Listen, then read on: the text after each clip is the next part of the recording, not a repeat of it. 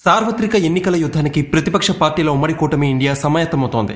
అధికారంలో ఉన్న బీజేపీని ఓడించడానికి సర్వశక్తులు ఒడ్డుతోంది. దేశవ్యాప్తంగా ఎన్డీఏ వ్యతిరేక ఓట్ బ్యాంక్ ని కూడగట్టే ప్రయత్నాల్లో ఉంది. ఈ నేపథ్యంలో కూటమి ప్రధాన భాగస్వామిగా ఉంటున్న కాంగ్రెస్ పార్టీ జనంలోకి వెళ్తోంది. ఇందులో భాగంగా మలివిడత భారత్ జోడో యాత్రని చేపట్టింది. భారత్ జోడో న్యాయ్ యాత్ర పేరుతో ఆ పార్టీ నేత రాహుల్ గాంధీ మరోసారి పాదయాత్రకి శ్రీకారం చుట్టారు. ఈశాన్య రాష్ట్రం మణిపూర్లో దీని లాంఛనంగా ప్రారంభించబోతున్నారు.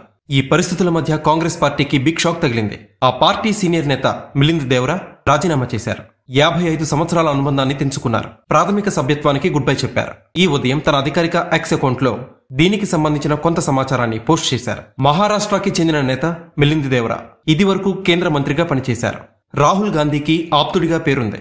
మహారాష్ట్ర కాంగ్రెస్ లో చోటు చేసుకుంటున్న పరిణామాల వల్ల కొంతకాలంగా తీవ్ర అసంతృప్తితో ఉంటున్నారు ఆయన. ముంబై సౌత్ లోక్సభ స్థానాన్ని ఉద్ధవ్ ఠాక్రే సారథ్యంలోని శివసేనకి కేటాయించడం ఆయన అసంతృప్తికి కారణమని తెలుస్తోంది. ఇది ఆయన సొంత నియోజకవర్గం. 2004, 2009లో ఇక్కడి నుంచే లోక్సభకి ఎన్నికయ్యారు. కేంద్ర మంత్రివర్గంలో చోటు దక్కించుకున్నారు. ఈ స్థానం నుంచే మళ్లీ పోటీ చేయడానికి రంగం సిద్ధం చేసుకుంటున్నారు. దీన్ని ఉద్ధవ్ ఠాక్రే వర్గానికి కేటాయించడాన్ని మిలింద్ దేవరా తప్పుపడుతున్నారు. ఈ కారణంతోనే కాంగ్రెస్ కి గుడ్ బై చెప్పారు. త్వరలోనే ఏక్నాథ్ షిండే వర్గానికి చెందిన శివసేనలో చేరవచ్చని ప్రచారం జోరుగా సాగుతోంది. ఈ పార్టీ అభ్యర్థిగా ముంబై సౌత్ నియోజకవర్గం నుంచి లోక్సభకి పోటీ చేస్తారని అంటున్నారు. మిలింద్ దేవరా రాజీనామాపై కేంద్ర మాజీ మంత్రి జైరాం రమేష్ స్పందించారు.